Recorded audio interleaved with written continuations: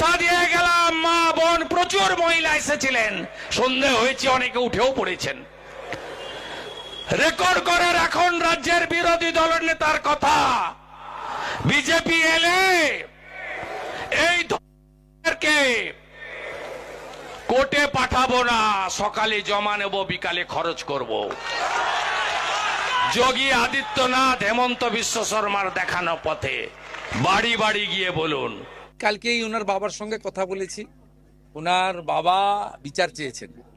জঘন্যতম ঘটনা, সিট গঠন হয়েছে, পরিবারের পক্ষ থেকে 4 জনের বিরুদ্ধে অভিযোগ দেওয়া হয়েছিল, 2 জনকে গ্রেপ্তার করা হয়েছে, 3 জনকে ডিটেন্ট করা হয়েছে, যাদের সঙ্গে পলাতক 2 আসামির ফোনে কথোপকথন পেয়েছে পুলিশ। পুরো আইজির নেতৃত্বে পুলিশ, এসটিএফ সবাই কাজ করছেন। ওনার পরিবার যা যা চেয়েছেন সরকারের কাছে সেই কাজ সরকার করছে। আমি আশা করি যে তদন্তের মাঝপথে আমার না বলাই ভালো, কিন্তু এটুকু আমি বলে দিচ্ছি, পরিবার যেভাবে জাস্টিস চেয়েছেন, পরিবার সরকার এবং পুলিশের কাছ থেকে যে যে সহযোগিতা চেয়েছেন সেটা তারা পাবেন। মোট 4টি মামলা হয়েছে। একটি এই জঘন্যতম অপরাধের মামলা ছাড়া আরো 3টি মামলা হয়েছে। সম্ভবত আমি এখনই বলবো না, আমি কাউকে ক্লিয়ারেন্স দিতে চাই না, পুলিশ বলবে। যেটা মব লিঞ্চিং হয়েছে, এর পিছনে একটা কমিউনাল অ্যাঙ্গেল ছিল। রেল লাইনে যেভাবে রেলপথকে উপড়ানো হয়েছে, আমাদের অতীত ইতিহাস মনে পড়ছে। 2019-এর সিএ বিরোধী আন্দোলন বা কিছুদিন আগে ওয়াকফ অ্যামেন্ডমেন্ট বিরোধী আন্দোলন। তৃতীয় হচ্ছে সিআরপিএফ এর 2 জন জওয়ান আহত হয়েছেন, একটা পুলিশের গাড়িকে জ্বালানো হয়েছে। আপনারা নিশ্চিন্তে থাকুন, প্রথমটার তো বিচার দেব, পানিশমেন্ট দেব। ওর বাবা যা যা চেয়েছে সব করবে মুখ্যমন্ত্রী। সাথে সাথেই ফোনে কথা বলেছি এবং আমি খুশি যে ওনারা আমার আস্থা রেখেছেন। বাকি 3টে বিষয় যারা যুক্ত, যারা অতৃপ্ত আত্মা, ভোটে হেরে যারা ঘরে ঢুকে গেছিলেন, এখনো ঢুকে আছেন, এই তিনজন মিলে এই যে 3টে কাণ্ড করেছে না, এদেরকেও কিন্তু ভুগতে হবে। এমন ভোগাবো বুঝতে পারবে। শুনলেন কি বলেছিলেন শুভেন্দু অধিকারী এবং তার বর্তমান বক্তব্য। শুনলেন তো, বারুইপুরের ঘটনার পর রাজ্যের বর্তমান মুখ্যমন্ত্রী ও ভোটের আগে তৎকালীন বিরোধী দলনেতা শুভেন্দু অধিকারীর 2টি বক্তব্য, সেটাই শোনালাম আপনাদের।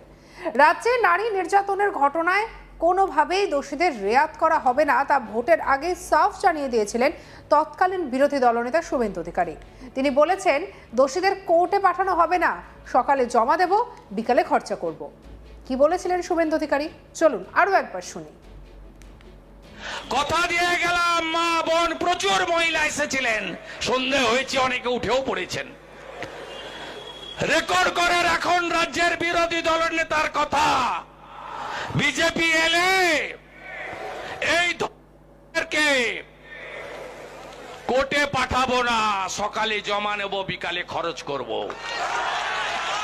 যোগী আদিত্যনাথ হেমন্ত বিশ্ব শর্মার দেখানো পথে বাড়ি বাড়ি গিয়ে বলুন। বারুইপুরের ঘটনার পর রাজ্যের মুখ্যমন্ত্রী শুভেন্দু অধিকারী জানান, বাবার সঙ্গে কথা হয়েছে, বাবা বিচার চেয়েছেন, জঘন্যতম ঘটনা, সিট গঠন হয়েছে, পরিবারের তরফে 4 জনের বিরুদ্ধে অভিযোগ করা হয়েছে। পরিবার, সরকার এবং পুলিশের তরফে যা যা চেয়েছেন সেগুলি তারা পাবেন। কি বলেছেন শুভেন্দু অধিকারী, শুনবো। ওনার বাবার সঙ্গে কথা বলেছি। ওনার বাবা বিচার চেয়েছেন। জঘন্যতম ঘটনা, সিট গঠন হয়েছে, পরিবারের পক্ষ থেকে 4 জনের বিরুদ্ধে অভিযোগ দেওয়া হয়েছিল, 2 জনকে গ্রেপ্তার করা হয়েছে, 3 জনকে ডিটেন্ট করা হয়েছে, যাদের সঙ্গে পলাতক 2 আসামির ফোনে কথোপকথন পেয়েছে পুলিশ। পুরো আইজির নেতৃত্বে পুলিশ, এসটিএফ সবাই কাজ করছেন। ওনার পরিবার যা যা চেয়েছেন সরকারের কাছে সেই কাজ সরকার করছে। আমি আশা করি যে তদন্তের মাঝপথে আমার না বলাই ভালো, কিন্তু এটুকু আমি বলে দিচ্ছি, পরিবার যেভাবে জাস্টিস চেয়েছেন, পরিবার সরকার এবং পুলিশের কাছ থেকে যে যে সহযোগিতা চেয়েছেন সেটা তারা পাবেন। মোট 4টি মামলা হয়েছে। একটি এই জঘন্যতম অপরাধের মামলা ছাড়া আরো 3টি মামলা হয়েছে। সম্ভবত আমি এখনই বলবো না, আমি কাউকে ক্লিয়ারেন্স দিতে চাই না, পুলিশ বলবে। যেটা মব লিঞ্চিং হয়েছে, এর পিছনে একটা কমিউনাল অ্যাঙ্গেল ছিল। রেল লাইনে যেভাবে রেলপথকে উপড়ানো হয়েছে, আমাদের অতীত ইতিহাস মনে পড়ছে। 2019-এর সিএ বিরোধী আন্দোলন বা কিছুদিন আগে ওয়াকফ অ্যামেন্ডমেন্ট বিরোধী আন্দোলন। তৃতীয় হচ্ছে সিআরপিএফের 2 জন জওয়ান আহত হয়েছেন, একটা পুলিশের গাড়িকে জ্বালানো হয়েছে। আপনারা নিশ্চিন্তে থাকুন, প্রথমটার তো বিচার দেব, পানিশমেন্ট দেব। ওর বাবা যা যা চেয়েছে সব করবে মুখ্যমন্ত্রী। সাথে সাথেই ফোনে কথা বলেছি এবং আমি খুশি যে ওনারা আমার আস্থা রেখেছেন। বাকি 3টে বিষয় যারা যুক্ত, যারা অতৃপ্ত আত্মা, ভোটে হেরে যারা ঘরে ঢুকে গেছিলেন, এখনো ঢুকে আছেন, এই তিনজন মিলে এই যে 3টে কাণ্ড করেছে না, এদেরকেও কিন্তু ভুগতে হবে। এমন ভোগাবো বুঝতে পারবে। মঙ্গলবার বারুইপুরের এসপি অফিসে নির্যাতিতার পরিবারের সঙ্গে দেখা করেন মুখ্যমন্ত্রী। উপস্থিত ছিলেন রাজ্য পুলিশের ডিজিপি সিদ্ধিনাথ গুপ্তা সহ বারুইপুরের আইসি সহ অন্যান্য আধিকারিকেরা। এখনো পর্যন্ত পুলিশি তদন্ত কতদূর এগিয়েছে সে বিষয়ে নির্যাতিতার পরিবারকে জানান মুখ্যমন্ত্রী। পরে মুখ্যমন্ত্রী জনতার মারধরে জানে শেষ হওয়া যুবকের পরিবারের সঙ্গে দেখা করেন। পরে সাংবাদিকদের মুখোমুখি হয়ে তদন্তের অগ্রগতি সম্পর্কে নির্যাতিতার পরিবারকে জানানো হয়।